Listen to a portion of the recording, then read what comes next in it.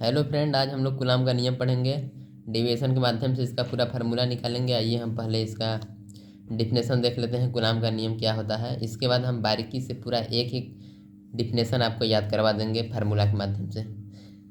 आइए फार्मूला इसका देखते हैं डिफिनेशन।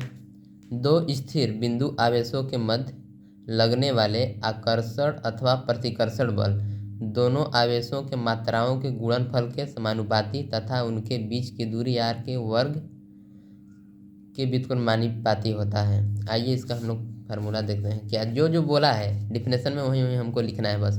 क्या बोला? दो स्थिर बिंदु आवेशों के मध्य लगने वाला आकर्षण अथवा प्रतिकर्षण बल दोनों आवेशों के मात्राओं के गुणनफल के समानुपाती तथा उनके बीच की दूरी के वर्ग के व्युत्क्रमानुपाती होता है। तो आइए देखते हैं लगने वाला फोर्स। हमारा डिफिनेशन में क्या बोला है? लगने वाला जो फोर्स क्या है हमारा एफ है। लगने वाला फोर्स हमारा एफ हो गया। वो किसके समानुपाती है? आवेश Q1 Q2 हम लिख लेते हैं। आइए पहले इसको डायग्राम के माध्यम से समझते हैं। मान लेते हैं यहाँ एक आवेश है Q1 और यहाँ एक आवेश है Q2। इनके बीच की दूरी हम बना लेते हैं। ये बीच की दूरी इनके है R, इनके बीच की दूरी R है। यहाँ से यहाँ के बीच की दूरी R है। यहाँ ये पॉजिटिव चार्ज ले लेते हैं, यहाँ निगेटिव चार्ज। आइए यहाँ छोटा सा माध्यम से हम थोड़ा समझते हैं। अगर पॉजिटिव चार्ज है तो दोनों एक दूसरे को क्या करेगा? प्रतिकर्षित करेगा। एक दूसरे से क्या करेगा? प्रतिकर्षित। अगर यहाँ एक पॉजिटिव चार्ज है और यहाँ एक निगेटिव चार्ज है तो एक दूसरे को आकर्षित करेगा। तो यहाँ हम लेंगे, अगर यहाँ हम निगेटिव एक चार्ज है, यहाँ एक चार्ज पॉजिटिव है। अगर निगेटिव और पॉजिटिव है तो एक दूसरे को क्या करेगा? अट्रैक्ट करेगा। अगर यहाँ पॉजिटिव लेते हैं और यहाँ भी पॉजिटिव लेते हैं, या यहाँ निगेटिव और यहाँ निगेटिव लेते हैं तो एक दूसरे को क्या करेगा? रिपल्स करेगा, मतलब प्रतिकर्षित करेगा। तो क्या बोला है? दो स्थिर बिंदु आवेश, तो माना मैं Q1 और Q2 दो आवेश हो गया।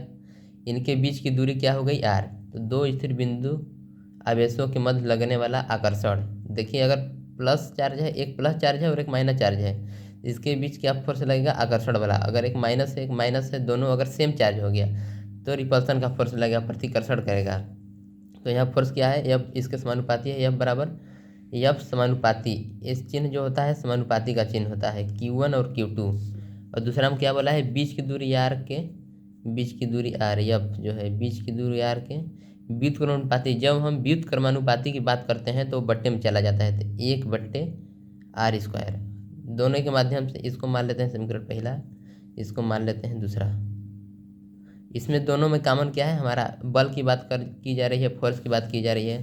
तो यहाँ हम लिख देंगे एफ, और यहाँ लग गया समानुपाती के चिन्ह। और क्या है? पहले समानुपाती दिया है तो उसको ऊपर लिख देंगे, Q1 और Q2 ऊपर हो गया। और व्युत्क्रमानुपाती क्या दिया है? R², तो इसको बट्टे लिख देंगे R²।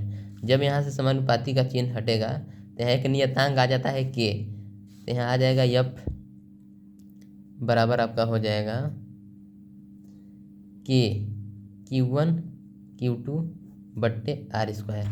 के का मान होता है 1/4πε0। यहाँ लिख देंगे 1/4πε0 Q1 Q2 बट्टे R²। अगर हम इसका मान देखें 1/4πε0 Q1 Q2 का मान देखें तो इसका मान होता है 9 × 10⁹ इंटू Q1 Q2 अपन में R²। यह बराबर इतना निकल जाएगा आपका। यह बराबर 9 × 10⁹ अपन में Q1 Q2 बट्टे R²।